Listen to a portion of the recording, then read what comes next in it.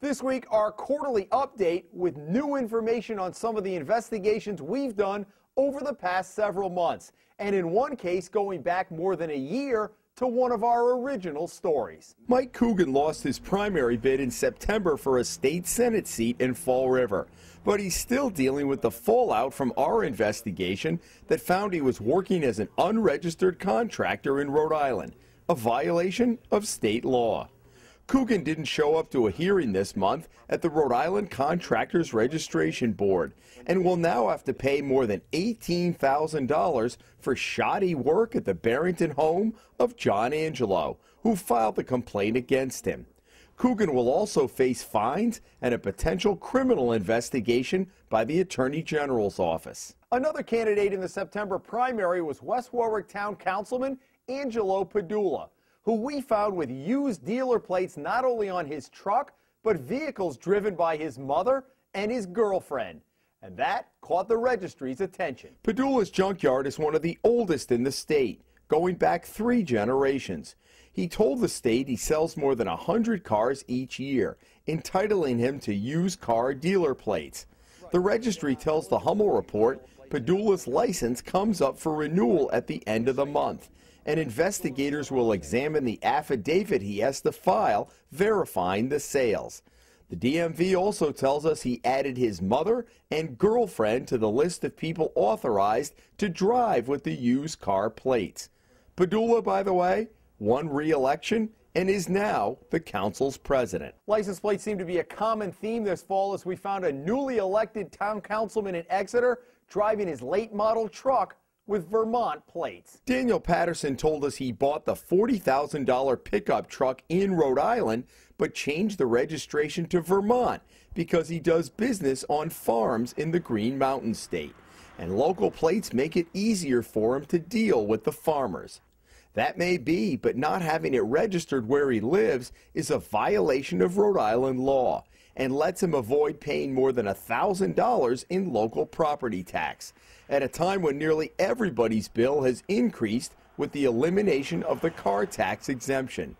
Patterson refused to answer our follow-up questions, but told a local paper after our story ran that even though he maintained he was doing nothing wrong, he has moved the car up to Vermont, where he owns property, and is no longer keeping it in Rhode Island. 2010, of course, was a huge year for us in Central Falls as our stories led to state and federal investigations into the administration of Mayor Charles Moreau.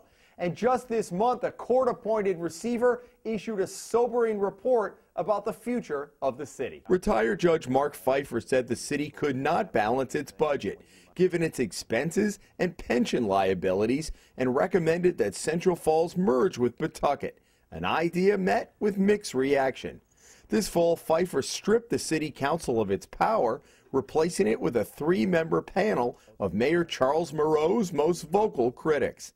Meanwhile, a federal grand jury looking into the Moreau administration has convened, and one city official has been subpoenaed to testify right after the new year. A year ago, we told you about $9 million in federal stimulus money that the DOT planned to spend on road signs. The project included all of Routes 10 and 37 and a portion of Route 95 near Providence. The stimulus was intended to give a jump start to the economy more than a year and a half ago with shovel-ready projects. DOT officials deemed the road sign replacement a good fit, but it has taken more than a year to complete the project, which is still not done. Signs at this staging area in Warwick are still waiting to go up.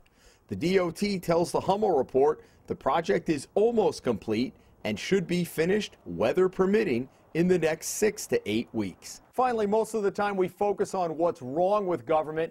This week we pay tribute to someone who is what public service is all about.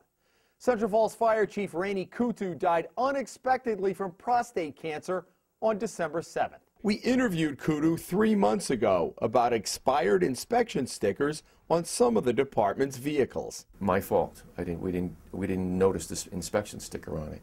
He accepted full responsibility and vowed that it wouldn't happen again. But that was no surprise coming from Kutu, who had been with the department nearly 40 years, the last 25 as chief. In a city that's been the poster child for corruption, Kudu stood out as one of the good guys, someone who was in it for all of the right reasons and was working until the day he died. It's been quite a year for us, and much of what we do comes from your tips. Join me back here next week for an interview with Lincoln Chafee as he's poised to become Rhode Island's next governor. I'm Jim Hummel for the Hummel Report.